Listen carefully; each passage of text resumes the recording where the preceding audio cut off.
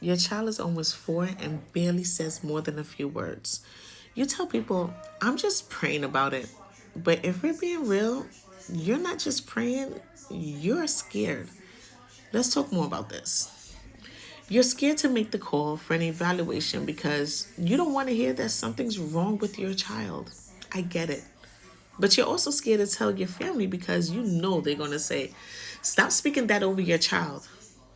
So you keep quiet, convincing yourself that faith means waiting. But waiting feels heavier every day that passes, especially when you watch other kids talk circle around yours. You always smile when people ask questions about your child's progress. But inside, that silence hurts. You've been telling yourself, God got this. But a small voice inside keeps asking, when is God going to show up? Mom, I'm going to say this to you nice and slow. Faith was never meant to replace action. It was meant to fuel it. You're not doubting God, you're doubting yourself. And that doubt sounds real holy, but it's really fear dressed in scripture. Your child doesn't want you to wait on it, they need you to walk in it.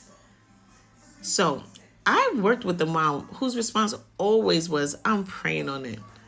When asked about her son's lack of words, me and her talked about how fear can hide behind faith when you've been taught not to question it.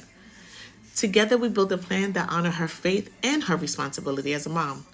She chose a day and made the call, got the evaluation, and when her son started speech therapy, she cried when she heard him speak in a full sentence. Then she cried not from fear anymore, but from relief. She told me God didn't need her to wait. He needed her to act. Praying is powerful, but so is speaking up. Send this to a mom who needs to move from fear to faith in action.